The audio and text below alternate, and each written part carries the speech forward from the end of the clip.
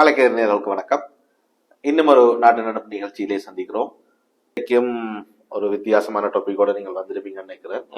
அதுல எனக்கு எழுகிற சந்தேகங்கள் அல்லது என்னுடைய இன்புட்ஸ், என்னுடைய கருத்துக்கள், அது தொடர்பான என்னுடைய கருத்துக்கள், இல்லாட்டி சிலவளை நீங்கள் ஒரு மாதிரி கேட்கல, நான் அதை வித்தியாசமா விளங்கி கொள்ற மாதிரி இருக்கலாம். அப்படியான ஒரு விஷயங்களோட போவோம். இன்றைக்கு நீங்கள் என்ன சம்பவம் அல்லது என்ன ரெண்டு விஷயம் தான் இப்போதைக்கு முதன்மையா இருக்கிற அரசியல் களத்துல முதன்மையா இருக்கிறது ஒன்று எங்கட தமிழ் பொது வேட்பாளர். அது அடுத்தது தெற்கிலே யார் வேட்பாளர் என்றது ரெண்டுமே கனெக்டட் ஆனதான், ஒன்றுக்கு ஒன்று தொடர்பு பட்டது விஷயங்கள்லாம். ஆனால் ரெண்டுமே தமிழ் பரப்புல பேசப்பட வேண்டியதா இருக்குது. ஏனென்றால் ஒரு வகையில முத்திரவுத்தவும் பார்க்கணும், தமிழ் பொது வேட்பாளர்களை எதிர்க்கிறவர்கள் என்றவர்கள் சிங்கள வேட்பாளர் ஒருத்தரை ஆதரிக்கிறவர்களாகத்தான் இருக்க வேண்டும் என்று. ஆனா அதுலயே ஒரு குழப்பம் இருக்கு. முதல் நாங்கள் ஆரம்பத்துல கதைச்சு நாங்கள் தமிழ் பொது வேட்பாளர் ஆதரிக்கிறவர்கள் ஒரு சிங்கள வேட்பாளருக்காகத்தான் அந்த அஜெண்டாவோ சந்தேகப்பட்டாங்க. நடவடிக்கை இல்ல இப்பவும் இருக்குது, அது சந்தேகமா இருக்குதா. நாங்கள்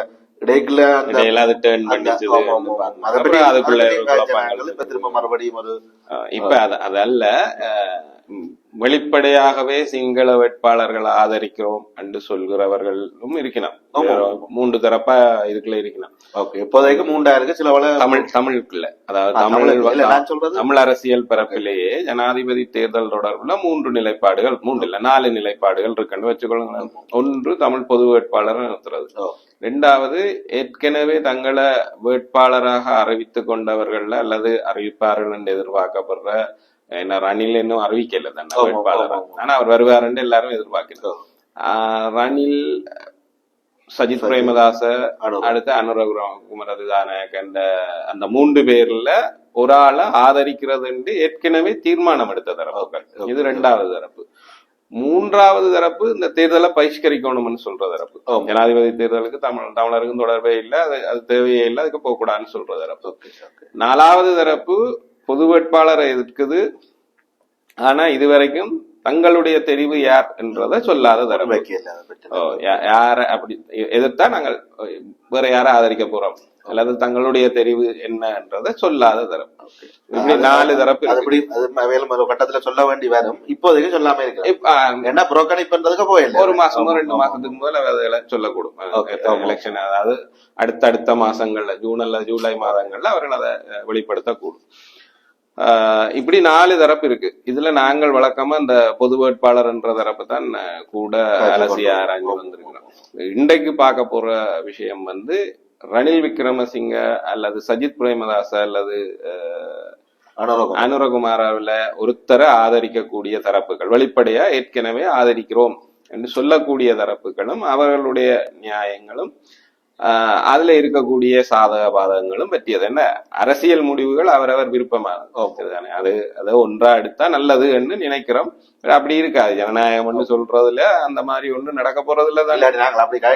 நாங்கள் ஒற்றுமையை பற்றி கேட்கறதா அதனால இல்ல. அப்ப அவரவர் அந்த அரசியல் விருப்பு பற்றி தான் அவ பேசினா அது சரி என்று வாதாடினா, எங்கட நிலைப்பாடு எதுவும் சரி பிழை என்று சொல்றதல்ல.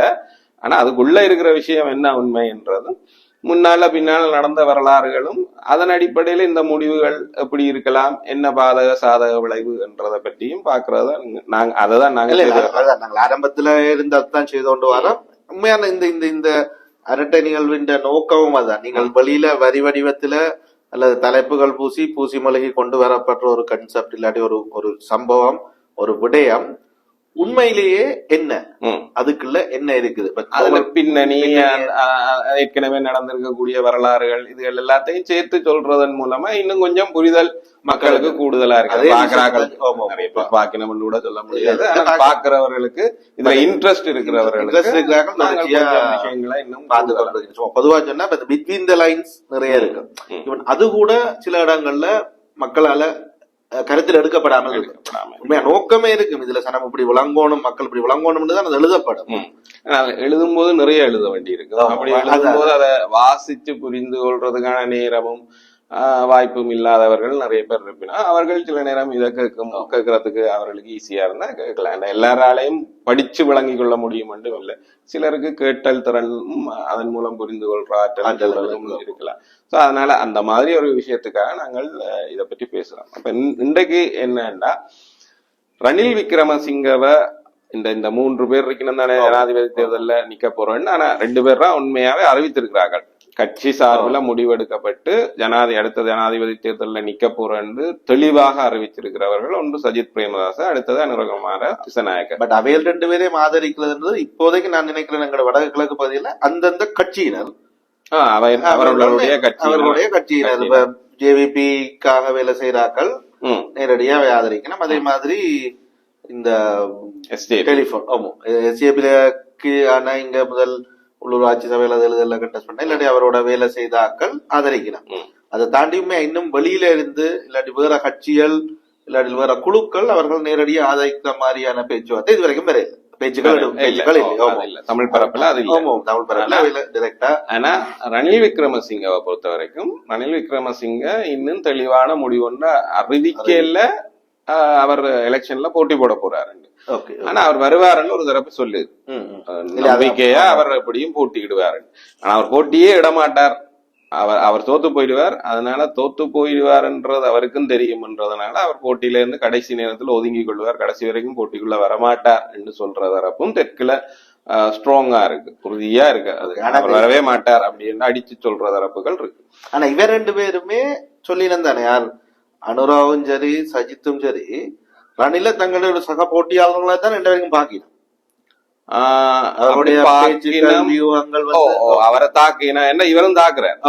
பல சமயங்கள்ல இவர் ஜேவிபிய ஒரு குற்ற பின்னணி உள்ள கட்சி என்றதாகவும், சஜித் பிரேமதாசவ போட்டி இந்த நெருக்கடி இருக்கும்போது வந்து சொல்லி கேட்கல இல்லைன்னு ஓடினவர் என்ற மாதிரியும் தொடர்ந்து தாக்கி கொண்டு வர்றாருன்றதுனால அவையும் திருப்பி தாக்கினோம் அது மாதிரி.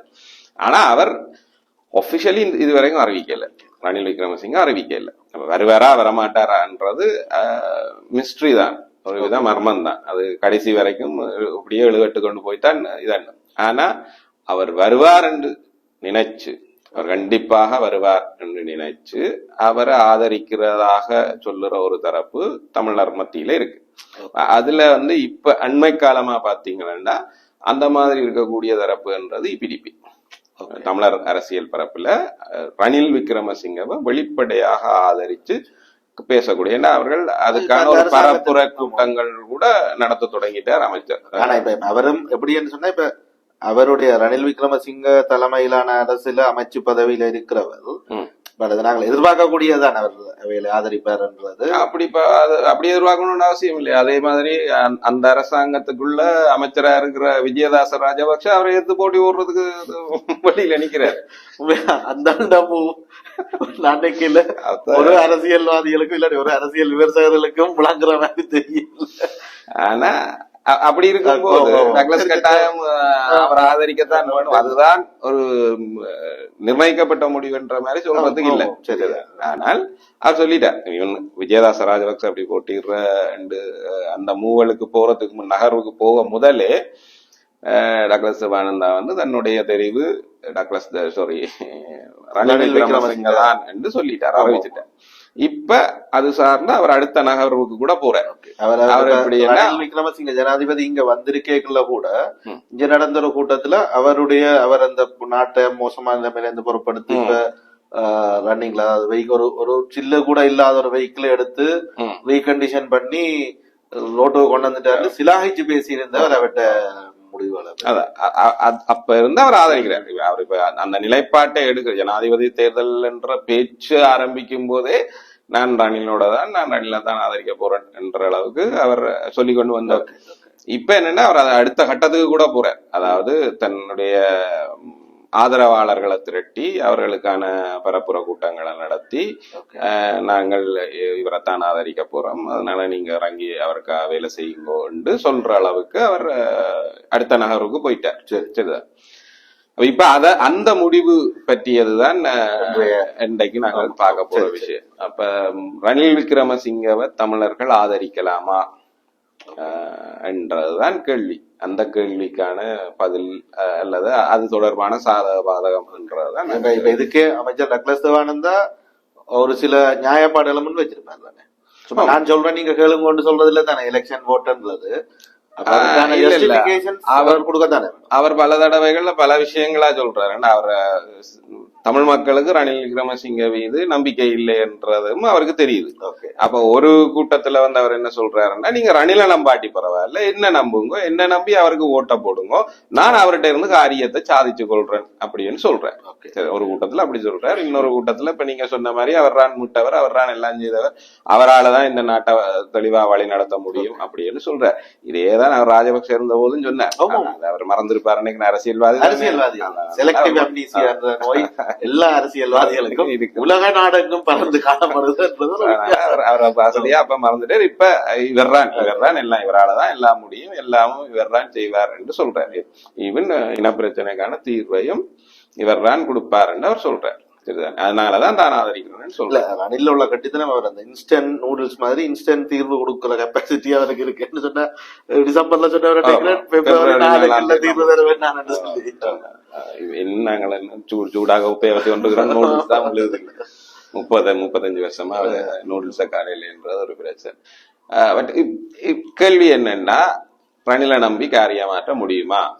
டக்ளஸ் தேவானந்தா, அமைச்சர் டக்ளஸ் தேவானந்தா சொல்ற மாதிரி ரணிலை நம்பி தமிழர்கள் அவருக்கு வாக்களிச்சா கிடைக்குமா? ஏதாவது கிடைக்குமா? அரசியல் தீர்வுன்றது வருமா? அப்படி என்று இதுல நாங்கள் ரெண்டு விஷயத்துல நினைக்கிறோம். ஒன்று, நாட்டினுடைய பொருளாதார மட்சி, அது ஜனாதிபதி இந்த கைகள்ல இருக்கு. இல்ல, நாங்க அதை பத்தி கேட்க வேண்டாம் என்றால் இது அது காய்ச்ச வேண்டாம், இன்னொரு எபிசோடுக்குரிய விஷயமா போயிட்டு அப்ப முடிஞ்ச இன்னொரு எபிசோட்ல அப்பதில் உள்ள நான் கூட நினைக்கிறேன். இப்ப இதுல பார்த்தோம்னு சொன்னா, எங்களுடைய அரசியல் தீர்வு தொடர்பாக ரணில் விக்ரமசிங்க ஜனாதிபதி தேர்தலில் வெற்றி பெற்றால் ஏதாவது நன்மை இருக்கா? வெற்றி பெற்றால்ன்றது கூட இல்ல, அவர் ஆதரிக்க முடியுமான்றதுதான் இப்ப கேள்வி. இவர் ஆதரிக்கணும்னு சொல்லிட்டார், சரிதானே? அவர் நிலைப்பாடு எடுத்துட்டார். அவருடைய அரசியல், அவருடைய நிலைப்பாடு. பட் எங்களுடைய கேள்வி எல்லாம் அப்படி அவர் நிலைப்பாடு எடுக்கிறார். எல்லாரும் என்ன சொல்லினா, எல்லா பெரும்பான்மையான தமிழர்களும் தங்கள் அரசியல் முடிவுகளை இதன் அனைவரும் என்ன சொல்றார், நீங்கள் இதுவரைக்கும் தேசியம் என்று போலி தேசியம் பேசிக் கொண்டிருந்த ஆக்களுக்கு வாக்களிச்சு வந்து எனக்கு நீங்கள் சீட்டுகளை தரையில்லை, 1-2 சீட்ஸ் தான் எனக்கு தந்தோன்னு இருக்கிறீங்களா? அப்படி தர்றதுனாலதான் என்னால இந்த அச்சீவ்மெண்டையும் அங்க செய்ய முடியல என்ற மாதிரி சொல்லினேன். இதுவும் ஒரு சால்யாப்புன்னு வச்சுக்கொள்ளுங்க. அது ஒரு சும்மா ஒரு காரணம், அவ்வளவுதான். முடியலைன்றதுக்கு ஒரு காரணமா அதை சொல்லினோம். என்ன மக்கள் ஆதரவு இல்லை என்றதுனாலதான் எங்களால முடியல, நீங்க தந்திருந்தா எல்லாம் நாங்கள் கவுட்டு கொண்டு எதிர்ப்போம் சொல்லிடணும். அப்படி கொடுத்தாக்களும் கொண்டேயும் கவுட்டு கொண்டு இவைக்கு கொடுத்துட்டால் அது நடந்துடும்ன்றதுக்கும் எந்த உத்தரவாதமும் இல்லை என்றதை பற்றிதான் நாங்கள் இது மாதிரி தான் இன்னொரு குழு இயங்கி சொல்லி கொண்டிருந்தது. ஒரு எம்பியும் இல்லாமல் இருக்கேக்குள்ள எங்கள்ட்ட தந்து வேறமோ நாங்கள் நட்டு மித்திரம் பட்டி விழுத்துறோம் சொல்லி இப்ப 2 எம்பிய கொடுத்த பிறகு என்னத்தை வட்டி விழுத்தி நட்டு மித்திரம் வேண்டாம். முதல் என்ன செய்து கொண்டு இருந்துச்சு நம்ம அதையே இப்ப குறைஞ்சு வச்சு அதுவும் இப்ப என்ன டக்ளஸ் மாதிரி அவையும் என்ன எங்கள்கிட்ட 2 எம்பி தான் கிடக்கும். இருக்கிறது 10 எம்பி வச்சிருக்கிறது டிஎன்ஏ தான். அதை டிஎன்ஏ தான் செய்யணும். மக்கள் முன்னே கேட்க சிரிப்பு வருது.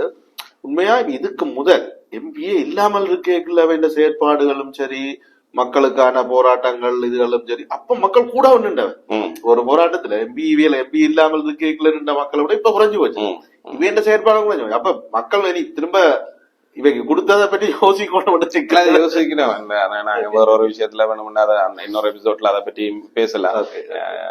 என்னன்னா, இந்த பொது வேட்பாளர்களை நிறுத்துறோம்னு சொல்ற ஆட்கள் இன்றைக்கு 6ல தங்கி இருக்கணும் பாத்தீங்கன்னா, இந்த டிஎன்ஏல இருந்து பிரிஞ்சு போய் அந்த குட்டி டிஎன்ஏ சின்ன டிஎன்ஏல இருக்கிறவர்களையும் தமிழரசு கட்சியையும் ஒன்றாக்கி அவர்களை தான் திருப்பியும் ஒரு அணியா, அதாவது பழைய டிஎன்ஏ கட்டினம் வைக்கிற மாதிரி பாக்கணும். ஆனா இவர்கள் போன எலெக்ஷன்ல 2019 எலெக்ஷன்ல அதே டிஎன்ஏக்கு எதிராக அந்த டிஎன்ஏனுடைய வழிமுறைகளும் இதுவும் எல்லாம் பிழை என்று சொல்லி முன்னணியா ஆதரிச்சாங்க. இந்த அரசியல் பட்டி எழுத்தாளர்களா இருந்தாலும் சரி, இந்த பொது அமைப்புகள் என்று சொல்லப்படுற ஆட்களா இருந்தார். இன்றைக்கு ஏப்ரல் 30 ஒரு பேர் வச்சமே. 19 இது நடந்தது. 19 பிரசிடென்ட் எலெக்ஷன். 20 19க்கு அடுத்து வந்த தேர்தல். அதாவது 19 தான் ஒரு ஆட்சி மாற்றம். அதனால அது அப்படியே சொல்லி பழகி போச்சு. எலெக்ஷன் நடந்தது 20, நாடாளுமன்ற தேர்தல் 20. அந்த அதுல 2 நேரத்திலையும் இந்த தரப்புகள், அதாவது 2019 ஜனாதிபதி தேர்தல்ல கூட்டமைப்பு எடுத்த முடிவிலையும் சரி, நாடாளுமன்ற தேர்தல் 20 நாடாளுமன்ற தேர்தலையும் சரி, அவர்கள் டிஎன்ஏக்கு எதிராக முன்னணியை தான் ஆதரிச்சு நின்றார். இன்றைக்கு முன்னணியோட அவையும் இல்லை. ஆக்சுவலி அவையோட முன்னணி இல்லை. ஏன்னா பொது வேட்பாளர் அவை புறக்கணிக்க போயிலும் பொது வேட்பாளர் என்ற ஒரு முன்னணியினுடைய முடிவுகளோட அரசியல் நிலைப்பாடுகளையும் அவங்க பொருத்தி போகல. அது 5 வருஷத்துக்குள்ள எல்லாம் போச்சு. அது பற்றியெல்லாம் நாங்கள் விரிவா இப்ப நாங்கள் பார்க்க வலிக்கிறது இந்த விஷயம்தான். அப்ப ரணில நம்பி போக முடியுமா என்றதுதான் எங்களுடைய கேள்வி. இப்ப டக்ளஸ் தேவானந்தா, அமைச்சர் டக்ளஸ் தேவானந்தா எடுத்திருக்கக்கூடிய அந்த முடிவு அவருக்கு சரியா இருக்கலாம் என்றாலும் தமிழ் மக்கள், பெரும்பான்மையான தமிழ் மக்களால அந்த முடிவை ஆதரிக்க முடியுமா இல்லையா என்றதை பற்றி தான் நாங்கள் கதைக்கப்போம். ஓகே, அதுல நாங்கள் மிக முக்கியமா எங்களுடைய அவர் மீதான சந்தேகங்கள் மெட்டாவெட்ட கெப்பாசிட்டிஸ் அவற்றை இம்ப்ளிமெண்டேஷனை விட்டுட்டு எங்களுக்கான அரசியல் தீர்வு தொடர்பாக அவர் ஏதாவது செய்வாரா? அவர் கேப்பபிலிட்டி இருக்கிற ஆள் தான். அரசியல் தீர்வு விஷயத்திலையும் கேப்பபிலிட்டி இருக்கிற ஆள் தான். அதுல ஒரு மனம் இருக்கா? அதுதான் கேள்வி. அந்த விஷயங்கள்லாம் கேள்வி. அவர் எப்படி அதுல பயன்படுத்துறார் என்றதை பற்றி தான் கேட்கப்படும். அப்ப இந்த டக்ளஸ் தேவானந்தா ஒரு முடிவெடுக்கிறார். அது என்னன்னா ரணில ஆதரிக்கிறது என்றது எங்களுடைய அலசல் அல்லது இன்றைய அரட்டை என்றது, நாங்கள் ரணில ஆதரிக்க முடியுமா, என்ன செய்திருக்கிறார் இதுவரைக்கும் அப்படி என்றத அதை பார்த்தோம்னா, இங்க இருக்கக்கூடிய தமிழ் முஸ்லீம் மக்களுக்கு, இலங்கையில இருக்கக்கூடிய தமிழ் முஸ்லீம் மக்களுக்கு ரணிலுக்கும் இடையிலான தொடர்பு அல்லது உறவு என்றது நீண்ட காலமானது. அது எப்படி நீண்ட காலமானது என்றா, எல்லா அரசியல்வாதிகளும் எப்படியோ ஒரு தொடர்பாடல உறவை வச்சிருக்க. இவரை எப்படி பார்த்திருக்கிறோம் நீண்ட காலமானா, இவர் இந்த நாட்டுல இருக்கக்கூடிய தமிழ் முஸ்லீம் மக்களுக்கு, அது சிறுபான்மையினர் சொல்லப்படுது, நான் அந்த வார்த்தையை பயன்படுத்துறதில்லை. என்னன்னா, அவர்கள் இந்த நாட்டினுடைய பூர்வ குடி மக்களாக இருந்தவர்கள். அப்ப அவர்களை எண்ணிக்கையில குறைவா இருக்கிறமே தவிர மற்றபடி இந்த உரிமையா எல்லாருக்கும் சமமானவர்கள். அது பெரும்பான்மை, சிறுபான்மை அப்படி என்ற அந்த சிறுபான்மை இனம் என்ற மாதிரி இல்ல. அது ஆப்வியஸ்லி அப்படித்தான். 75% அவர்கள் இருக்கீங்கன்னா நாங்கள் 25% இருக்கிறோம்னாலும் அதை சிறுபான்மை இனம் என்று நாங்களே எங்களை சிறுமப்படுத்திக் கொள்ள வேண்டிய தேவையில்லைன்னு நினைக்கிறது. சொல்லிக் கொள்ளலாம். நாங்கள் தமிழ் முஸ்லீம் மக்கள் என்றதுதான் இந்த நாட்டு இலங்கையில வாழக்கூடிய தமிழ் முஸ்லீம் மக்கள் தான். அவர்களை பொறுத்த வரைக்கும் ரணில் விக்ரமசிங்க நீண்ட காலமாக அவர்களுடைய உரிமைகளுக்கும் அவர்களுக்கு பிரச்சனை இருக்குது என்றும், அந்த பிரச்சனைகளுக்கு ஒரு தீர்வு அரசியல் தீர்வு ஒன்று காணப்பட வேணும் என்றும் சொல்லி கொண்டு வந்த, தன்னை அதுக்கு சாதகமாக ஆதரவானவராக அடையாளப்படுத்தி வந்த ஒருத்தர். அவர் ஐக்கிய தேசிய கட்சியை பொறுப்படுத்த காலத்திலிருந்து 2 தடவை வெற்றி பெற்றிருக்கிறார். ஆனா அவரால் அந்த இதுல நிலைத்து நிக்க முடிஞ்சதில்லை.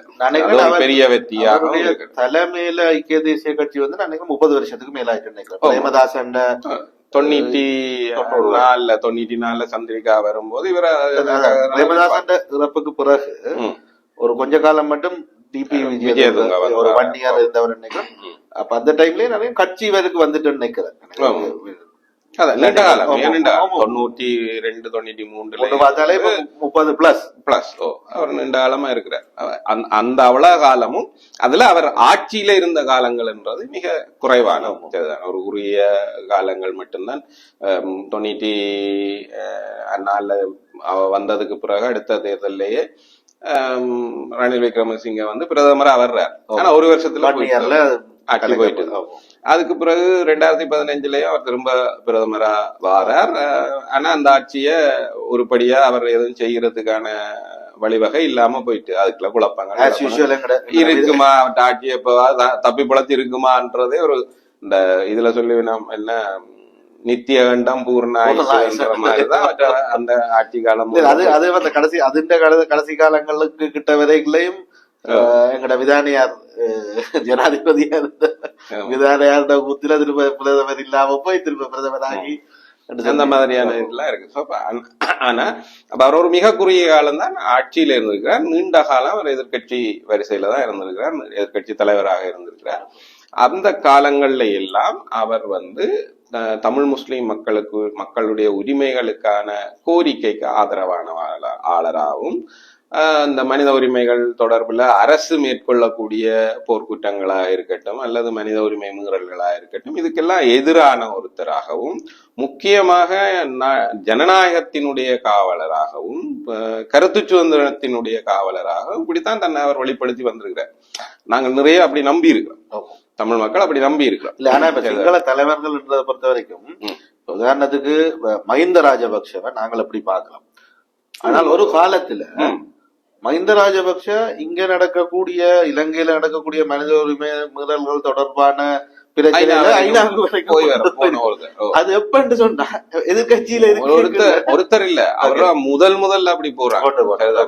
பெரிய அரசியல் பிரச்சனையா இங்க இருக்கிறத தூக்கி கொண்டு ஐநா வரைக்கும் போனவர் அவர். பேரணிகள் எல்லாம் நடத்திருக்கார், ஐநா வரைக்கும் கொண்டு போய் இந்த பிரச்சனைகளை பேசியிருக்கிறார். அப்படி என்ன தன்னை ஒரு மனித உரிமை காவலராக காட்டி கொண்டவர் அவர். அது அவர் மட்டும் இல்ல, ஆக்சுவலி என்னன்னா சிங்கள தலைவர்கள் எல்லாரையும் பாத்தீங்கன்னாலும் அப்படிதான் இருக்கும். இப்ப சந்திரிகா எடுத்தீங்கன்னாலும் சமாதான தேவதையா தான் அவ வந்தவர். சமாதான புறாவாக சமாதானத்துக்கான போரையும் அவதான். அது மாதிரிதான் இவரும். சந்திரிகா மறக்க செம்மணி புதைகுலிகள் சொல்லி ஒன்றே மறக்கப்பட முடியாத ஒரு போற அவவும் எல்லா காலகட்டத்திலும் ஒவ்வொரு ஜனாதிபதியும் வரும்போது நாங்கள் தீர்வு தந்துடுவோம் என்ற மாதிரியான ஒரு தோற்றப்பாடோட வரின வந்ததுக்கு பிறகு அதுக்கு முந்தியிருந்த ஜனாதிபதிகள் பரவாயில்லை என்று நாங்கள் எண்ணக்கூடிய வகையில மோசமான ஆட்சியோட தான் எங்களுக்கு எதிராக, தமிழ் முஸ்லிம் மக்களுக்கு எதிராக அவர்கள் நிகழ்த்திட்டு போயிருக்கணும். அதாவது இப்ப முழுக்க இப்ப சந்திரிகாவோட மோசமான ஆட்சிய மைண்ட கடைசியில தந்துட்டு போன இல்லாம தான் இருந்தது. மைண்ட தந்துட்டு போன ஆட்சியை விட மைத்திரியும் ரணிலும் சேர்ந்து தந்த ஆட்சி இன்னும் மோசமா தான் இருக்கு. போடுறான் இல்லையே தவிர நிலைமை மோசம் தான். அப்ப இருந்ததை விட இப்ப இன்னும் மோசமா தான் இருந்தது. அப்ப சண்டை நடந்தது கடைசி இந்த பௌத்த ஆக்கிரமிப்பு, சிங்கள ஆக்கிரமிப்பு என்ற கலாச்சார ஆக்கிரமிப்புகள், பண்பாட்டு ஆக்கிரமிப்புகள் எல்லாம் இல்லாம இருந்தது, அதாவது இல்லாம இருந்தது. ஈவன் சிங்கள குடியேற்றங்கள் ஒரு தடுக்கப்பட்ட நிலைமையில இருந்தது. இன்றைக்கு இவ ரெண்டு பேர் ஆட்சியில அது திரும்பி எல்லாம் வந்துச்சு. கோத்தபாய ராஜபக்ஷ அடுத்த லெவலுக்கு போச்சு. சரிதானே. இப்ப அதுக்கு பிறகு ரணில் ஆட்சி இன்னும் கோட்டாண்ட இதுக்கு இவரும் ஸ்டேபிள் இல்ல, அதை பயன்படுத்தி கொண்டு அவை இன்னும் மிக மோசமான ஒரு ஆக்கிரமிப்பு நடவடிக்கை. அப்ப ஒவ்வொரு ஆட்சியுமே எப்போதும் தமிழ் முஸ்லிம் மக்களுக்கு பாதகமானதான் வந்திருக்கு. அதனால ஒருத்தர் திறமானவர்கள் சொல்ற நிலைமை இல்ல. ஆனா இவர் ஆரம்பத்தில இருந்து எதிர்கட்சி வரிசையிலேயே இருந்ததுனால நீண்ட காலம் இந்த மாதிரி ஒரு இதுக்குள்ள இருந்திருக்கிறார். அதாவது தமிழ் முஸ்லிம் மக்களுடைய உரிமைகளுக்காக குரல் கொடுக்கக்கூடியவர். அவர்களுக்கு பிரச்சனை இருக்கு, அவர் அந்த பிரச்சனையை தீர்க்க வேணும்ன்ற மாதிரி. அதுல மிகச்சிறந்த உதாரணம் என்னண்டா, எனக்கு ஆண்டு சரியா ஞாபகம் இல்லை, ஆனால் தெல்லிப்பளையில இந்த உயர் பாதுகாப்பு வலயம் என்று சொல்லி 7000 ஏக்கர் காணிய சுவீகரிக்கிறதுக்கு அரசாங்கம் வர்த்தமானி அறிவித்தல் விட்டு அதுக்கான நடவடிக்கைகள் எடுத்த போது தமிழரசு கட்சி, அப்ப இருந்த தமிழ் தேசிய கூட்டமைப்பு என்றது ஒரு போராட்டத்தை தெல்லிப்பளை துர்காதேவி இதுக்கு முன்னாடி நடந்தது. இவர் அங்க போய் அங்க இருந்து அந்த போராட்டத்துல கலந்து கொண்டு, அந்த போராட்டத்துல முதல் புலனாய்வாளர்கள் அடிச்சு உடைச்சு கேமரா எல்லாம் ஆக்சுவலி கையில இருந்த கேமரா உடைஞ்சது. அந்த மாதிரி எல்லாம் சம்பவங்கள் நடந்த இடத்துல அவர் அதுக்கு ஆதரவா இருந்து எல்லாம் கருத்து சொல்லி போட்டு இது விடுவிக்கப்படத்தான் வேணும் அப்படின்னு போனவர். சரிதானே. அப்ப ஒரு தமிழ் மக்களுடைய போராட்ட களத்துக்கு இருந்து ஆதரவு தெரிவிக்கக்கூடிய ஒரு சிங்கள தலைவராக தன்னை அடையாளம் காட்டின ஒருத்தர். அப்ப ஒரு வாய்ப்பு கிடைச்சா இந்த ஆளு எங்களுக்கு செய்யும் என்ற நம்பிக்கை எல்லாருக்குமே இருந்தது. இப்ப இல்ல, அது இப்ப வாய்ப்பு கொடுத்த அது கணக்காக வாய்ப்புகள் கொடுத்தாச்சு. பட் இல்ல, அது ஏன் அப்படி அந்த எல்லாருக்கும் அந்த நம்பிக்கை இருந்ததுன்னு நான் சொல்றேன்னா, இப்ப அரசியல் முடிவுகள்ன்றது வெறுமன கட்சிகள் சொல்லிட்டுதுன்றதுக்காக மக்கள் வாக்களிச்சுட்டு போற ஒரு விஷயம் அல்ல. நாங்கள் இப்ப கூட்டமைப்பு சொல்லிட்டுதுன்றதுக்காக எல்லா மக்களும் போய் சரி உண்மையா இருக்கு, நல்ல பெரும்பான்மை மக்கள் போய் சரி கூட்டமைப்பு சொல்லிட்டு அதனால நான் ஜனாதிபதிக்கு வாக்கு போடுவோம்னு போட போறது இல்லை. ஆனா இந்த விஷயத்துல என்னன்னா, ரணில் அப்படி நம்பினவன். மக்கள் நம்பினதுனாலதான் ஒரு முறையும் ரணிலுக்காகவோ அல்லது ரணில் சார்ந்து இருக்கக்கூடியவர்களுக்காக வாக்கு போடுங்கோ என்று சொல்லி கூட்டமைப்பு அல்லது வேற தமிழ் கட்சிகளோ கேட்கும் போது மக்கள் அவரை நம்பி வாக்களிக்கிறதுக்கு தயாரா இருந்தது. ஏனென்றா இந்த மாதிரி ஒரு மனுஷன் ஒரு வாய்ப்பு கிடைச்சா எங்களுக்கு ஏதோ செய்யும். இப்ப ஒன்னில் இவர் அல்லது இவர் சார்ந்து வரக்கூடிய ஒரு ஆட்சியாளர் மூலம் எங்களுக்கு ஒரு தீர்வு கிடைக்கும் என்றதை நம்புறதுக்கான வாய்ப்புகள் அவர் அப்படி ஏற்படுத்தி கொண்டு வந்த பல சம்பவம். நேரம் கருதி இந்த ஒரு சம்பவத்தை சொல்றேன். இவர் இப்ப நீங்க சொன்ன மாதிரி அவர் வந்து கூட தமிழ் தலைவர்களோட போராட்ட காலத்துல கூட இருந்து அது மிக அரிதாக நடக்கிற சம்பவங்கள்லாம். இந்த தமிழர் போராட்ட வரலாற்றுல பாத்தீங்கன்னா சிங்கள தலைவர்கள் வந்து கூட இருந்து அவர்களோட போராடினது அது தென்னிலங்கையின் ஒரு மிக பிரதானமான கட்சி, நீண்ட கால வரலாறு கொண்ட கட்சி. அது இந்த தலைவர் ஒரு படிச்ச மனுஷன், பார்க்க வர வெள்ளையா இருக்கிறார், வெள்ளையா என்ற மாதிரியான அப்படி ஒரு பிம்பம் இருந்த ஒரு மனுஷன் வந்து எங்களோட இருக்கைக்குள்ள அது ஒரு வெளிச்சமாக கூட பார்த்திருக்கு. இல்ல அதாவது பெரிய சப்போர்ட் மாதிரி தானே. பெரும்பான்மை இனத்தை சேர்ந்த ஒரு ஆள் வந்து அப்படி செய்யறாருன்றீங்க, நாளைக்கு அவர் வந்துட்டா தீர்வு வந்துடும், ஆயுத போராட்டங்கள் மௌனிக்கப்பட்டுட்டது. அது மாதிரியான சம்பவங்கள் நடந்து கொண்டிருந்த காலப்பகுதியில ரணில் விக்ரமசிங்க வெறுமன தமிழ் மக்கள் பேசிய தமிழ் மக்களுக்கு கருத்து சுதந்திரம் இல்லை என்ற ஒரு பிரச்சனை இருந்தது. தமிழ் பத்திரிகையாளர்கள் சுட்டுக் கொல்லப்பட்டு கொண்டிருந்தது, நம்ம தமிழ் ஊடகங்கள் தாக்கப்பட்டு கொண்டிருந்த ஒரு காலம். இதெல்லாம் அரசு ஆதரவோடு தான் நடந்து கொண்டிருந்தது. அப்ப அந்த மாதிரி தருணங்கள்ல எல்லாம் ஊடக சுதந்திரத்துக்காக, தமிழ் மக்களுக்காக, முஸ்லிம் மக்களுடைய பிரச்சனைகளுக்காக எல்லா நேரத்திலையும் குரல் கொடுத்து வந்த, உறுதியா குரல் கொடுத்து வந்த ஒரு மனிதர் ரணில் விக்ரமசிங்க.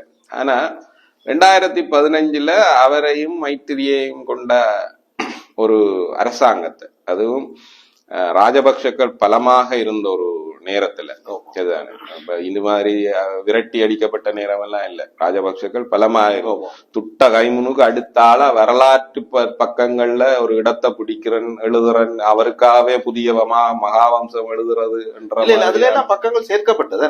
அதான் அப்படி அந்த மாதிரி எல்லாம் தூக்கி வச்சு கொண்டாடப்பட்ட ஒரு தலைவர்கள். அவ்வளவுக்கு ராஜபக்ஷக்கள் ஸ்ட்ராங்கா இருந்த, பலமா இருந்த ஒரு காலகட்டத்துல மைத்திரி ரணில் கூட்ட வந்து ஆட்சிக்கு கொண்டு வர்றதுக்கு தமிழ் தேசிய கூட்டமைப்பினுடைய தலைவராக இருந்த சம்பந்தனுடைய பங்களிப்பு மிக முக்கியமானதுன்னு சொல்லப்படுது. அவரும் சேர்ந்துதான் இவர்களை ஆட்சிக்கு கொண்டு வந்தார். இப்ப திரும்ப ரணில் விக்ரமசிங்க ஆதரிக்கக்கூடிய ஒரு வேட்பாளரா என்றதான். அப்ப நாங்க அதுல சொல்லிக் கொண்டு வந்த பேசிக்கொண்டு வந்த விஷயம் என்னன்னா, ரணில் தன்னை வந்து தமிழ் முஸ்லிம் மக்களினுடைய ஒரு உரிமை கோரிக்கைக்கு அல்லது அவர்களுக்கு பிரச்சனை இருக்குது, அது தீர்க்கப்பட வேணும் என்றதுக்கு ஒரு ஆதரவான ஆளாகத்தான் அவர் தன்னை நிலை பண்ணி வந்தது. அந்த அடிப்படையில தான் அவர் ஆட்சிக்கு கொண்டு வர்றதுலையும் கூட தமிழர் தரப்பும் சரி அல்லது முஸ்லிம்கள் தரப்பும் சரி பார்த்தது. அதாவது மீதி ஒப்பீட்டளவில் எப்பவுமே ஒரு ஒப்பீடு, அந்த ஒப்பீட்டு பார்க்கும்போது மற்ற வேட்பாளர்களை விட, ஜனாதிபதிக்கான மற்ற வேட்பாளர்களை விட அல்லது பிரதமருக்கான மற்ற வேட்பாளர்களை விட ரணில் ஒரு சாஃப்ட் கார்னரா தெரிஞ்சார். இவரை வச்சிருந்தா எங்களுக்கு சில காரியம் மாற்ற முடியும் அப்படி என்ற மாதிரியான ஒரு தோற்றப்பாட்டை தான் அவர் உருவாக்கி வச்சிருந்தார். ஆனா 2015 ஆட்சிக்கு வந்த போது அவர் ஒரு முழு வருஷத்தை, ஒரு முழு ஆட்சி காலத்தை, 5 வருஷத்தை வந்து தமிழ் முஸ்லிம் மக்களுடைய சப்போர்ட்லயே, ஆதரவிலேயே கொண்டு நடத்தினது போதும் கூட தமிழ் முஸ்லிம் மக்களுக்காக அவர் எதையும் செய்யல. எந்த ஒரு துரும்ப கூட தூக்கி போடல. சில விஷயங்கள் நடந்திருக்கு. சில விஷயங்கள் என்ன, இப்ப காணிகள் விடுவிக்கப்பட்டிருக்கு, சில அரசியல் கைதிகள் அவர் அந்த காலத்துல விடுவிக்கப்பட்டிருக்கு. அது சார்ந்து சில அது வந்து ரணில் இல்லாமல் வேற ஒரு ஆள் பிரதம மந்திரியா இருந்தாலும் நடந்திருக்கக்கூடிய காரியம், நடந்திருக்க கூடும் என்று சொல்ல முடியாது என்றது ஒன்று இருக்கு. இப்ப ராஜபக்ஷக்கள் இருந்திருந்தா, என்ற ராஜபக்ஷக்கள் இருக்கும்போது அந்த 7000 ஏக்கர் காணியையும் எடுத்து அதுல கோல்ஃப் கிரவுண்ட் போடுறதுண்டும், அதுல ஒரு சொகுசு ஜனாதிபதி இல்லம் கட்டுறதுண்டும் எல்லாம் செய்ய சர்ச்சையில இருக்கு. ஓ, அது அப்படி இருந்தது. கிழக்கதைக்கு போகணும் இதை முடிப்போம். அதனால அப்படி இருந்தது. அப்ப திரும்பவும் ராஜபக்ஷக்கள் ஒருவேளை வந்திருந்தால் அது நடந்திருக்க கூடும், இம்ப்ளிமெண்ட் பண்ணப்பட்டிருக்கும், தொடர்ச்சியாக அது நடந்திருக்கிறதுக்கு வாய்ப்பு இருக்கு. சரிதானே? அப்ப அப்படி இல்லாம இவரை கொண்டு சொல்ல வந்தது, இப்ப ரணில் வந்ததால நாங்கள் எதிர்பார்த்தது பெருசு. அதான் இல்ல, எதிர்பார்த்தது மட்டும் இல்ல, அவரால் செய்ய முடிஞ்சதும் இருந்தது. இப்ப நீங்க முதல்ல பேசும்போது கேப்பபிலிட்டி, அவருக்கு கேப்பபிலிட்டி இருந்தது, அதை செய்யக்கூடிய திறமையும் வாய்ப்பும் அறிவும் அனுபவமும் எல்லாமும் இருந்தது. ஆனா அவர் செய்யல. அதுதான் இங்க பிரச்சனை. சரிதானே? நீங்கள் உங்களை வெளிப்படுத்தி கொள்ளும் போது அவ்வளவு உறுதியானவர்களா போராட்ட களத்துக்கே வந்து நீங்கள் இருந்த ஒருத்தர் 7,000 ஏக்கரையும் ஒரே நேரத்துல விடுவிக்கிறது என்ற அரசியல் முடிவு ஒருபோதும் எடுக்கல. ஓகே, அவர் எப்படி அதை அணுகினாருன்னா, ராணுவத்திட்ட கெஞ்சி கெஞ்சி கேட்டு கேட்டு, லிட்டரலி சொன்னா அப்படிதான். அவர் கெஞ்சி கெஞ்சி கேட்டு கேட்டு ஒவ்வொரு முறையும் வரும்போதெல்லாம், இப்ப எனக்கு ஆட்சி செய்யறது கொஞ்சம் பிரச்சனையா இருக்கு, நீங்க கொஞ்சமாவது விடுங்களேன், அது உங்களுக்கு பிரச்சனை இல்லாத பக்கமா ஒரு கொஞ்சத்தை விடுங்கோவன், இந்த மாதிரி தான் அதை நகர்த்தினது. அப்ப அது எப்படி எங்களுக்கு இருக்குதுன்னா ஒரு அரசியல் முடிவு இல்லை. ஆனா நாங்க அவரை எப்படி நம்பினாங்க? தமிழர்களாக அவர் ஒரு அரசியல் முடிவு எடுக்கக்கூடியவர், நாங்கள் ஆதரிக்கிறோம், அவரை ஆட்சிக்கு வர்றார், ஆகவே எங்கள் சார்பில் அவர் ஒரு அரசியல் முடிவு எடுப்பார் அப்படின்னு நம்பினோம். ஆனா அவர் அந்த பௌத்த சிங்கள பேரினவாதத்தை கோபப்படுத்தாத வகையில, அல்லது அவர்கள் தன் மீது சீட்டங்கொள்ளாத வகையில, அவர்களிடம் அதிருப்தியை சம்பாதித்து கொள்ள கூடாத வகையில தான் இந்த நகர்வுகளை முன்னெடுக்க முடியுமா என்று பாக்குறேன். அப்ப எங்களுக்கு சந்தேகப்படுது, நாங்கள் அந்த நம்பிக்கையை இழக்கிறோம். ஏன்னா நீ திரும்பவும் போய் நாங்கள் எதுக்கு எதிராக போராடுறோமோ, எது எங்களுடைய உரிமைகளை நசுக்கிறதுக்கு திட்டமிட்டு நிக்குதோ அதன் மீது, அல்லது அதை நீ ப்ளீஸ் பண்ணி என்ன எப்படி சொல்றது, அதை கோபப்படுத்தாத வகையில தான் நீங்கள் எங்களுக்கு எதையாவது செய்ய வேணும்டா அவன் உனக்கு மற்றவனுக்கும் வித்தியாசம் இல்லை என்ற முடிவுக்கு நாங்கள் போக வேண்டியதா இருக்கு. இதேதான் 2015 அவர் ஆட்சிக்கு கொண்டு வந்த போதும் அவர் செய்யறார். அதுல முக்கியமான விஷயம் என்னென்றால், இந்த புதிய அரசமைப்பு ஒன்றை உருவாக்குறோம். சரிதானே? அதுக்கு முதல்லையும் ராஜபக்ஷ ஆட்சியிலையும் ஒரு அரசமைப்பு உருவாக்கம் நடந்து, ஓல் பார்ட்டி கமிட்டின்னு சொல்றது, நாடாளுமன்றத்துல பிரதிநிதித்துவப்படுத்துகின்ற எல்லா கட்சிகளையும் சேர்ந்த பிரதிநிதிகளை கொண்ட ஒரு இது தண்டு அது ஒரு அறிக்கையும் சமர்ப்பிச்சது. ஒரு புதிய அரசமைப்பை உருவாக்கி அதுக்கான அறிக்கையும் அது சமர்ப்பிச்சது. அதை தூக்கி கிடப்புல போட்டுட்டோம். பிறகு இவரும் அதை எடுத்து திருப்பி வேலை செய்யறதுக்கு ரெடியா இருக்குல்ல. இவர் இல்ல, இத நாடாளுமன்றத்தை நாங்கள் ஒரு அரசமைப்பு சபையாக மாற்றுவோம், இங்க எல்லாத்தையும் டிஸ்கஸ் பண்ணுவோம் என்று சொல்லி அந்த அரசமைப்பு சபையாக மாறின நாடாளுமன்றம் கொடுத்த கட்டளையின் பேர்ல ஒரு குழு நியமிக்கப்பட்டு, அந்த குழு 2 குழுக்கள் நியமிக்கப்பட்டது. ஒன்று வழிகாட்டல் குழு, அதுல ரணில், சம்பந்தர், மற்றது முக்கியமான மற்ற கட்சிகளினுடைய தலைவர்கள் எல்லாரும் இருந்தவர். அவ இன்னென்ன மாதிரி நீங்கள் இந்த அரசமைப்பை உருவாக்கலாம் என்று வழிகாட்டினோம். அடுத்தது ஒரு நிபுணத்துவ குழு, அதுலயும் மெம்பர்ஸ் எல்லாரும் இருந்தாங்க. அதுலதான் இப்ப சுமந்திரன் போன்ற உறுப்பினர்கள் எல்லாரும் இருந்தவர், கணவர் இருந்தவர். அவர்கள் எல்லாம் சேர்ந்து அவர்கள் ஒரு கான்ஸ்டிடியூஷன், ஒரு புதிய அரசமைப்பு ஒன்று உருவாக்கினோம். இந்த வழிகாட்டல் குழுவினுடைய ஆலோசனையின் பேர்ல, அவர்களுடைய வழிகாட்டலின் பேர்ல தான் உருவாக்கி. இப்படி எல்லாம் உருவாக்கி கொண்டு வரும்போதும் கடைசியில என்ன நடக்குது என்றா, அது ஒப்பேறி வர்ற காலத்துல என்ன நடக்குது என்றா, இது ஒரு கூட்டு அரசாங்கமா தானே இருந்தது, மைத்திரியும் ரணிலும் சேர்ந்து.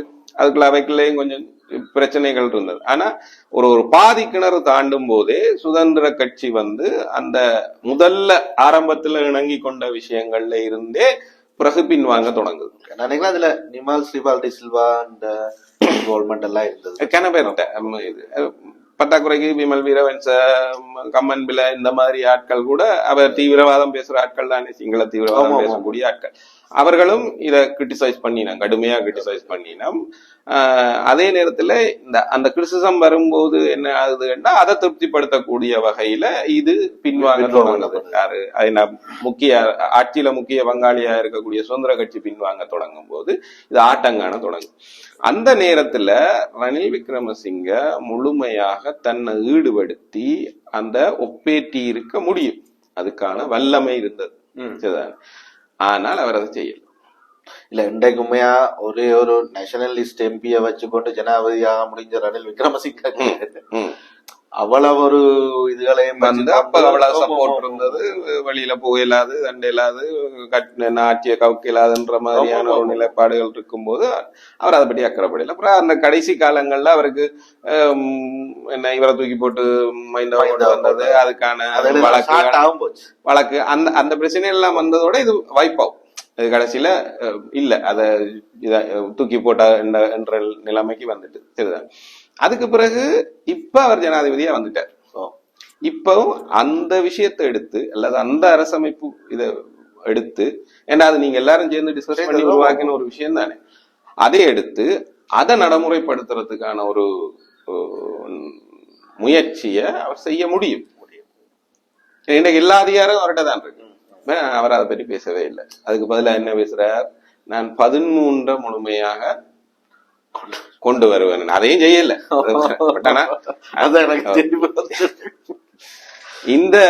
இந்த குற்றச்சாட்டு இப்ப இல்ல, விடுதலை புலிகளோட பேச்சு நடக்கும் போதும் 2002ஆம் ஆண்டு ஆட்சியில ஒரு பேச்சுவார்த்தை அப்பவும் இடையில இவர் ஒரு பிரதமரா வந்து அந்த பேச்சு ஒண்ணு நடந்ததுதான். அந்த பேச்சு காலத்திலையும் வெளிநாடுகள்ல எல்லாம் சுத்தி பேச்சுக்கள் எல்லாம் நடத்தினதுக்கு பிறகு நோர்வேல போய் ஒரு இணக்கப்பாட்டுக்கு வரணும், ஒஸ்லோ உடன்பாடுன்னு சொல்றோம் நாங்கள். அதுல உள்ளக சுயாட்சிக்கு இணங்குறார். யாரு? ரணிலுடைய பிரதிநிதிகள், பேச்சுக்கு போன பிரதிநிதிகள் விடுதலை புலிகளினுடைய பேச்சுக்குழுவோட, அது அண்ணன் பாலசிங்கத்தினுடைய தலைமையில இருந்த பேச்சுக்குழுவோட ஒரு அதி உயர்ந்தபட்ச தீர்வாக ஒரு கொள்கை முடிவு மாதிரி எடுக்கணும். சரிதானே? அது என்னன்றதெல்லாம் தீர்மானிக்கப்படையில, அதுக்குள்ள என்னெல்லாம் வருமானு தீர்மானிக்கப்படையில. ஆனால் அந்த ஒஸ்லோ உடன்படிக்கையில் என்ன சொல்லப்படுது என்றால், உள்ளக சுயாட்சி ஒன்றுக்கு நாங்கள் இணங்குறோம். அப்ப ரணில் விக்ரமசிங்கவும் ஊமெண்டு தானே அந்த உள்ளக சுயாட்சிக்கு இது வந்தது. அதுக்கு பிறகு புலிகளே அதை ஏற்றுக்கொள்ள, அல்லது அதுல கருத்து முரண்பாடுகள் ஏற்பட்டது புலிகளின் தலைமைக்கும் பாலசிங்கத்துக்கும் அப்படி என்றதெல்லாம் இருக்குது. சரிதான். ஆனா அப்படி ஏற்றுக்கொண்ட ரணில் விக்ரமசிங்க திரும்ப புலிகளினுடைய காலம் முடிந்ததுக்கு பிறகு 2009க்கு பிறகு அந்த சமஷ்டிக்கு கூட ரெடியா இருக்கு. இது உள்ளக சுயாட்சி இல்ல, சமஷ்டிக்கு கூட ரெடியா இருக்கு. காலம் போக போக அது இப்ப 13க்கு வந்து, இப்ப 13 தேஞ்சு கழுத தேஞ்சு கட்டருமான மாதிரி 13 தேஞ்சு இப்ப எங்க நிக்குதுன்னு தெரியாது. தெரிய போறது ஏனென்றால் கடைசியாக அந்த முயற்சிகள்ல இருந்த நிலைமை என்னென்றால், விக்னேஷ் இப்ப கூட்டமைப்பு கொஞ்சம் முரண்பட தொடங்கி, அல்லது சுமந்திர நாட்கள் அவரோட முரண்பட தொடங்கினதுக்கு பிறகு என்ன செய்தார், என்ன மாகாண சபைகளை பலப்படுத்தல் அப்படி என்று சொல்லி இவர் எங்களுடைய முன்னாள் முதலமைச்சர் நீதியரசர் விக்னேஸ்வரன் வச்சு கொண்டு ஒரு கொண்டு போறதுக்கு போனேன். சரிதானே? அப்ப அந்த இடத்துல என்னன்னா மாகாண சபையும் இல்ல, இதுவும் இல்லை. ஆனா அவர் 2 பேருக்கும் இடையிலான இணக்கப்பாடா இருந்தது என்னென்னால், நாங்கள் மாகாண சபை இல்லை என்றாலும் பரவாயில்ல, வெளியில சட்டங்கள் ஊடாக மாகாண சபையினுடைய சில விஷயங்களை பலப்படுத்தலாம். சரிதானே? அப்படின்னு சொல்லி அவருக்கு வாக்குறுதி கொடுத்து, அவரும் ஓமன்னு சொல்லி அதுக்கான ஏற்பாடுகள் எல்லாம் செய்து, அதுக்கு ஒரு குழுவை நியமிக்கிறது சொல்லியும், அதுக்கு இவர் கொடுக்குற பிரதிநிதிகளை தான் நியமிக்கிறது, அப்படி இப்படி எல்லாம் கடைசியில அதுவும் ஒண்ணு நடக்குது. அதாவது 13 முழுமையா இம்ப்ளிமெண்ட் பண்றதுன்றதும் போச்சு.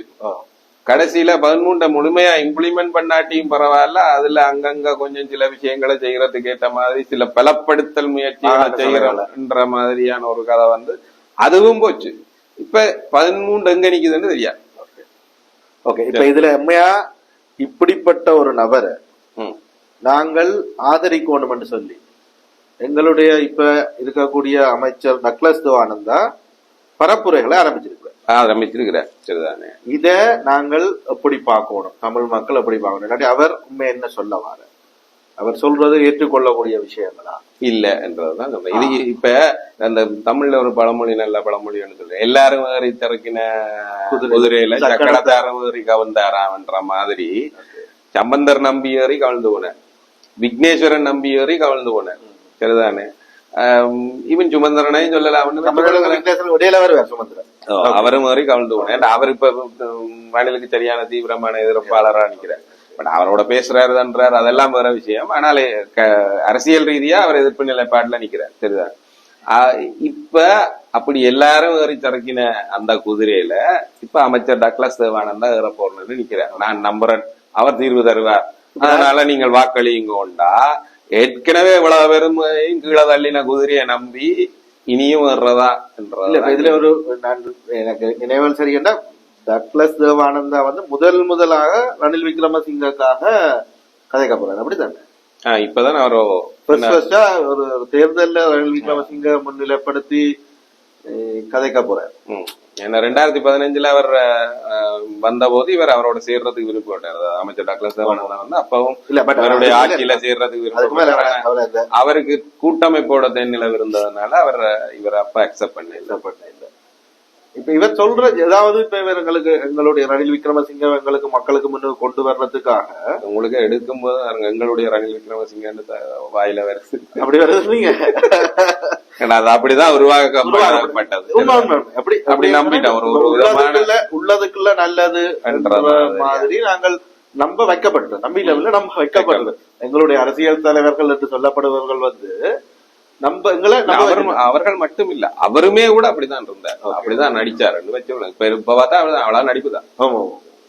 ஈவன் அவரை ஒரு தனிப்பட்ட ரீதியாக ஒரு இன்டர்வியூல சந்திக்கும் போது அந்த அவர்கிட்ட நான் ஒரு கேள்வி நேரடியா கேட்டினாருன்னா, நீங்கள் இப்போ ஒரு அரசியல் முயற்சி எடுக்கிறீங்க, அந்த புதிய அரசமைப்புக்கான முயற்சி எடுக்கிறீங்க, அந்த முயற்சியை ஒருவேளை நாளைக்கு நீங்கள் ஆட்சியை இழந்துட்டீங்கள் என்றால் தொடருவீங்களா? இப்ப மற்ற அரசாங்கம் வந்து அப்படி எந்த முயற்சியை தொடருவோம்னு சொல்லி சொன்னா நீங்க தொடருவீங்களா என்று கேட்ட போது சிம்பிளி பதில் என்னன்னா, இல்ல அது அப்ப அந்த நேரத்து அரசியல் நிலைப்பாடுகளை பொறுத்தது.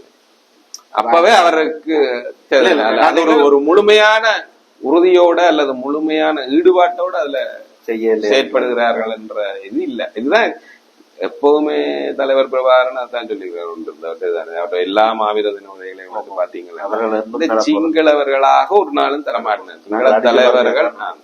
அதுதான் அவருடைய நிலைப்பாடா. இந்த போருக்கு பிறகான 15 வருஷத்துல திரும்ப திரும்ப அவர்கள் அதையே தான் நிரூபித்து. ஏனென்றால் இந்த மேதின பேச்சுல ஸ்ரீதரனே சொல்றாரு என்றால், தன்னை சந்திச்ச எரிக் சொல்லையும் வந்து அப்படி சொன்னாராம். அதாவது தமிழ் மக்களுக்கு எதையும் பெற்று தரையிலேன்னு நானே கவலைப்படுறேன். சாராம்சமா தமிழ் மக்களுக்கு எதையும் பெற்று கொடுக்க முடியல, ஒரு தீர்வை பெற்று கொடுக்க முடியல என்று எனக்கு கவலை தான். ஆனால் ஒன்றும் செய்யல. இந்த சிங்கள தலைவர்கள் ஒன்றையும் தர்றதுக்கு விடியினம் இல்லை. அப்ப அதனால நான் ஒன்றும் செய்ய முடியாத நிலைமை. அப்ப இப்ப பாருங்க, பிரபாகரன் களத்துல இருந்து அகற்றப்பட்டு 15 வருஷத்துக்கு பிறகும் சிங்கள தலைவர்கள் எதையும் தர்றதுக்கு தயாரா இல்லை என்றதுதான் நடுநிலையாளர் என்று வச்சுக்கொள்வோம். நாங்க நடுவே சொல்றோம். இன்னைக்கு எரிக் சொல்லுமே சொல்றாருன்னா, அவர் இந்த நாட்டுக்கு வெளியில இருந்து வந்திருக்கக்கூடிய ஒருத்தர், அவரே அப்படி சொல்றாருன்னு சொல்லி சொன்னா, அப்ப தலைவர் பிரபாகரன் சொன்னது சரிதானே? அவருடைய தெளிவான நிலைப்பாடு சரியா? அவர் ஒரு தீர்க்கதரிசி என்றதுல யாருக்குமே மாற்றுக்கிறதுக்க போறது, ஈவன் சிங்கள தலைவர்களை கூட மாற்றுக்கிறது இருக்க போறது இல்ல. இது மட்டுமில்லாம எரிக் சொல்லேம் என்ற கருத்து மட்டுமில்லாமல் சாதாரண தெற்கில இருக்கக்கூடிய தமிழ் புத்திஜீவிகள் என்று சொல்லி ஒரு குரூப் இருக்குதானே, அவர்கள் போராட்டம் நடந்து கொண்டிருக்கல உண்மையிலேயே விடுதலை புலிகள் மீது குற்றம் சாட்டி கொண்டு, இது நாங்கள் பேசி தீர்க்க வேண்டிய பிரச்சனைகளை இவர்கள் ஆயுதம் தூக்கி தேவையில்லாமல் பிரச்சனைகளை பெருசாக்கி வச்சிருக்கணும், பெருசாக்கி கொண்டிருக்கணும் எல்லாம் சொல்லி கொண்டிருந்தவர்கள் கூட விடுதலை புலிகள் இந்த போராட்டம் முடிவுக்கு வந்ததுக்கு பிறகு, ஆயுத போராட்டங்கள் அனைத்தும் முடிவுக்கு வந்ததுக்கு பிறகு இப்ப நான் நினைக்கிறேன் ஒரு 10 வருஷத்துக்குள்ள இல்லாட்டி இப்ப கடந்த 5 வருஷத்திலேயே மிக மோசமா கவலைப்படீங்கன்னா, அந்த நேரத்துல நாங்கள் சொன்ன கருத்துக்களும் எடுத்த முடிவுகளும் ஒரு பிழையான முடிவுகள். சாதாரணமா நீங்கள் அப்ப அந்த எங்களோட போராட்டம் தொடர்பாக நான் இந்த காலத்துல படிச்சு கொண்டிருந்த டைம்ல எல்லாம் நிறைய பேரை சந்திக்கக்கூடிய சொன்ன ஊடகத்தோட இருந்து படிச்சபடியால நிறைய பேரை சந்திக்கக்கூடியது இருந்தது. அப்ப கொழும்புல இருக்கக்கூடிய தமிழர்கள் வந்து அப்படியான என்ன உங்களுடைய ஆக்கள் என்னத்துக்கு இப்படி செய்யணும், நாங்கள் பேசி தீர்க்கலாம் தானே, நாங்கள் இங்க இருக்கிறோம் தானே என்று சொல்லி கொண்டு. அது மட்டும் இல்ல, விடுதலை புலிகள் பேச்சுக்கு போறதே அவர்கள் தீர்வு காண்ற விருப்பத்தோட அல்ல, ஒரு வித டைம் பையிங் டாக்டிக்ஸ். அப்படி தங்களை திரும்பவும் பலப்படுத்திக் கொள்ள ஒரு தொடர் போர்ல இருந்து ஒரு சின்ன ஓய்வை பெற்றுக் கொள்றதுக்காக தான் பேச்சுக்கு போயினோம் அப்படின்ற குற்றச்சாட்டுகள் கூட அவைகள் தீர்வு காண நோக்கமே இல்லை அப்படின்னு. தீர்வு தரமாட்டாங்கள் அப்படி சொன்ன சனங்களே நேரடி. அப்ப நான் சொல்றது இந்த கம்யூனிட்டியை சொல்லல, இண்டிவிஜுவலா. எனக்கு அப்படி நேர என்னோட காய்ச்ச அந்த இண்டிவிஜுவல்ஸ் இப்ப அந்த மனுஷன் இருந்திருக்கலாம் என்ற அளவுக்கு வார்த்தைகள் வருது. இந்த அளவுக்கும் பாத்தீங்கன்னா வயசுபடியே அவர்களுக்கு பெரிய ஆக்கள் எங்களோட. அப்ப அவர்களே எங்கள்கிட்ட வந்து திரும்பவும் கவலைப்படுற அளவுக்கு இருக்குதுன்னு சொன்னா சிங்கள தலைமைகள் அப்படியானவர்கள் தான். இப்ப நாங்கள் ஒரு சிங்கள தலைமையை நேரடியாக ஆதரிச்சு ஏதாவது பெற்றுக் கொள்ளலாமா, அரசியல் ரீதியான விஷயங்களை பெற்றுக் கொள்ளலாமாண்டா அது ஒரு சந்தேகமான விஷயம் தான். ஆனாலும் வேற வழி இல்லாமல் இந்த காலகட்டங்கள்ல எங்களுடைய அரசியல் தலைவர்கள் ஜனாதிபதி தேர்தல் என்று வந்துட்டாலே 6வது ஒரு சிங்கள தலைமைக்கு காவடி தூக்குறதுக்கு இல்லாட்டெல்லாம் அவர்களுக்கு அது கூட வேற வழி இல்ல அப்படின்னு அவர்களுக்கு. இங்க இந்த ரணில்ல இருக்கிற ஸ்பெஷாலிட்டி என்னன்னா, ரணில் வெறுமன தீர்வை தரமாட்டாருன்றது மட்டும் இல்ல. இப்ப நீங்க மைண்ட கொண்டு போய் மக்கள்கிட்ட கேட்டீங்கன்னா மைண்ட தீர்வு தரமாட்டாருன்னு ஜனம் தெளிவா சொல்லும். இதனை இவன் அனுரகுமாரை கொண்டு நீங்கள் கேட்டா கூட ஜனத்துக்கு அனுரகுமாரை பற்றி நல்ல இல்ல. சரிதானே, அவர்கள்லாம் எங்களை வடக்கு கிழக்க பிரித்தார்கள், அவர்கள்லாம் போருக்கு முக்கியமான ஆட்களா இருந்தினோம், அப்படி எங்களை போராட்டத்தை ஒடுக்குறதுல அவர்கள் மிக முக்கிய இதா இருந்தினோம், அவசர கால சட்டத்தை அவை இங்கிருந்துதான் ஆதரிச்சினோம், இப்படி எல்லாம் அவை ஒரு போராளி அமைப்புன்னு சொல்லிக்கொண்டே இவ்வளத்தையும் எல்லாம் செய்தினோம் என்ற மாதிரி அதெல்லாம் இருக்கு. சரிதானே. ஈவன் சஜித் பிரேமதாசாவை பற்றி நீங்க கேட்டா கூட சஜித்தை பற்றி அவ்வளவு பெரிய ஒரு அனுபவம் அவர்கிட்ட இல்லை என்றாலும் கூட, பட் ஆனா பிரேமதாச என்ற பின்னணியை வச்சுக்கொண்டு அவர்கள் அந்த மாதிரி ஒரு தெளிவுக்கு போகக்கூடிய இடம் இருக்கு. மதிப்பிடுறதுக்கு வைங்களேன். எப்படி எங்களோட இறுதி யுத்தத்துல காங்கிரஸ் எங்களுக்கு எதிரான நிறைய வேலைப்பாடுகளை இந்திய நடுவண் அரசுல இருந்து ஒன்று செய்ததோ, அதே விஷயத்த சஜித் பிரேமதாசன் செய்ய மாட்டார் அச்சம் எங்களுக்கு இருக்குதான். அங்க கணவனே தகப்பனையும் பறி கொடுத்த தலைமைகள் இருந்து கொண்டு எங்களை வஞ்சம் தீர்த்தவர். இங்கே நேரடியா தகப்பனை பறி கொடுத்த ஒரு தனையன் அவரை நாங்கள் என்னென்ன நம்புறாங்களா நம்புறது ஒரு அவர்கிட்ட. பட் அது எல்லாரையும் விட ரணில் விக்ரமசிங்கவுக்கு இருக்கிற ஸ்பெஷல் என்னன்னு சொல்லி சொன்னா, சிறப்பு தகுதி என்னன்னு சொன்னா, எங்களை நம்ப வச்சு மாத்தினார். ஒரு தடவை இல்ல, பல சமயங்கள். நீங்கள் ஒஸ்லோ பேச்சில இருந்து, அதுக்கு பிறகு இங்க புதிய அரசமைப்பு விவகாரத்தில இருந்து, அதுக்கு பிறகு 13 முழுமையான நடைமுறைப்படுத்தல்ன்றதுல இருந்து எல்லா ஆக பிந்தியதா இந்த பிப்ரவரி 13 முழுமையான இது என்று எங்களை நம்ப வச்சு பல தடவைகள் மாத்தின ஒருத்தர் இப்ப டக்ளஸ் தேவானந்தா ஊடாக தீர்வை பெற்று தருவன் அல்லது அந்த மாதிரி ஒரு உலகமகா குள்ள நெறித்தனம் உள்ள ஒரு அரசியல்வாதிகிட்ட இருந்து அமைச்சர் டக்ளஸ் தேவானந்தாவால அந்த தீர்வை பெற்று தந்துட முடியுமா என்று கேட்டீங்கன்னா, இத நாங்கள் எப்படி நம்புறது? இத நம்பி எப்படி வாக்களிக்க முடியும்? இதுதான் கேள்வி. இல்ல, அதுல 100% நான் உங்களோட விஷயத்தோட பண்றேன். ஆனால் எனக்கு இதுல இருக்கிற சின்ன ஒரு விஷயம் எனக்கு உறுத்தி கொண்டிருக்கிறது. கயக்க தொடங்கிய நேரத்துல இருந்து நான் முதல்ல ஒரு கேள்வியா வச்சுனா நீங்கள் இல்லையே என்று அப்பைய வெட்டி விட்டுட்டீங்க.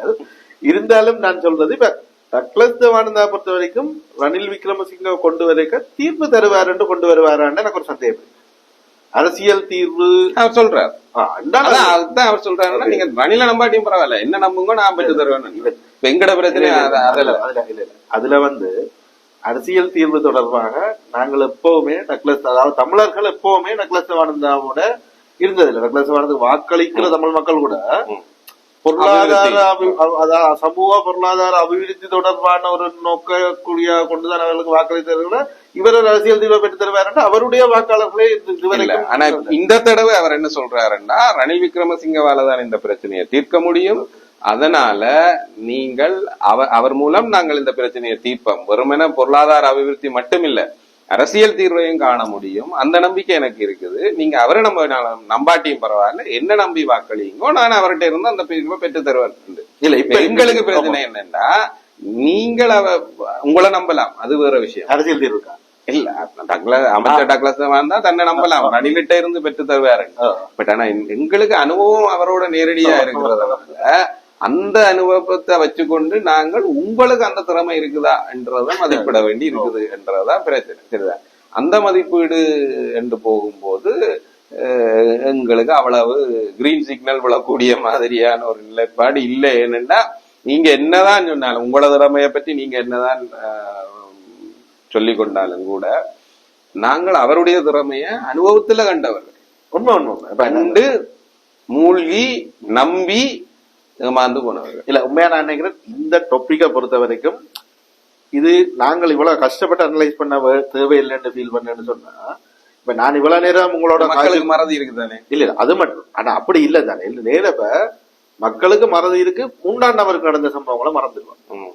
சரிதானே? நீ பெரும்பாலும் நேரடியாக அனுபவப்பட்டவர்களுக்கு இந்த முறையும் மேபி டக்ளஸ் தேவானந்தா ரணில் விக்ரமசிங்க இங்க கொண்டு வரைக்குள்ள அபிவிருத்தியை பற்றி காட்சி கொண்டு வருவாரா இருந்தால் அவருக்கு விழுகிற வாக்குகளை விட ரணில் விக்ரமசிங்க வச்சு நான் உங்களுக்கு அரசியல் தீர்வு பெற்று தருவ கொண்டு வந்தா குறையத்தான் கண்டிப்பா இருக்கிறதும் இல்லாம போயிடும்.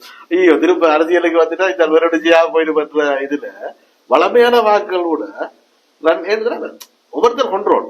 இதையே தமிழ் தேசிய கூட்டமைப்போ இல்லாட்டிலும் தமிழ் தேசிய மக்கள் முன்னணியோ கூட ரணில்கிட்ட அரசியல் தீர்வு பெற்று கொண்டு தருவோம் இல்ல அதப்படி சொல்லவேலன்றதுனாலதான் சொல்ல மாட்டேன். அதுதான் இல்ல அட்லீஸ்ட் அரசியல் தீர்வை பெற்று தர்றது தொடர்பாக ரணில் டவுன் சஜித்து அனுராட்ட இருந்து அரசியல் தீர்வு பெற்று தருவோம் கட்சி கொண்டு வருதுன்னு வச்சா கூட சாத்தியம் இருக்காண்டு யோசிக்கக்கூடியது. அரசியல் தீர்வு பற்றி எனக்கு தெரிஞ்சு டக்ளஸ் தேவானந்தா மீது ஒரு ஆரோக்கியமான இது அபிவிருத்தி என்ற வரைக்கும் செய்திருக்கலாம். அதுக்காகத்தான் அவர் நிரந்தர வாக்கு வங்கி என்று நாங்கள் முதலும் கைகேக்குல எங்களுடைய அரசியல் கட்சிகள்கிட்ட வாக்கு வங்கி இல்லையன்ற ஒரு குற்றச்சாட்டு வைக்கல. பட் இபிடிபியை பொறுத்த வரைக்கும் ஒரு நிரந்தரமான பெர்மனண்டான வாக்கு வங்கி இருக்குது. தொண்டர்கள் இருக்கணுமா ஆமாம் தொண்டர்கள் இருக்கணுமா இல்லையான்றது ஒரு பக்கம் இருந்தாலும் வாக்கு வங்கி என்றது ஒரு பிக்ஸ்டான அந்த நம்பர்ஸ் இருக்குன்னு சொன்னாங்க. அந்த வாக்கு வங்கி கூட அரசியல் தீர்வு தொடர்பாக அவருக்கு போற வாக்கு வங்கி இல்லை. பொருளாதார அபிவிருத்தி சமூக பொருளாதார அபிவிருத்தி என்றதுக்காக அரசிட்ட இருந்து நலன்களை பெற்றுக் கொள்ளலாம். அதுதான் நான் கொஞ்சம் டீசெண்டா சொன்னேன் என்ற ஒரு சிக்கல் இருக்கிறபடியால பார்க்கலாம் அது எந்த அளவுக்கு எங்கட மக்கள்கிட்ட எடுபட போகுதுன்னு தெரியல. இது ஏன் எடுபடாது எப்படி எடுபடும்? நீங்கதான் ஏமாத்துறதுல வல்ல ஒருத்தர்கிட்ட இது போய் நீங்க திருப்பியும் என்ன நிறைய பங்கிட்ட கதை தானே இது. உண்மைதான் ரெண்டு பக்கம் மாறி மாறி ஏதோ ஒன்று சொல்லி கடைசியில அப்பதான் நிறைய திண்டுட்டு போயிட்டு உங்களை ரணில் விக்ரமசிங்க எவ்வளவு இன்ஃபுளுன்ஸ் பண்ணி வச்சுக்காட்டா ஆக்சுவலி அப்பா கிட்ட குறாங்க ரணில் பத்தி காய்ச்சோட்டா அது நிறைய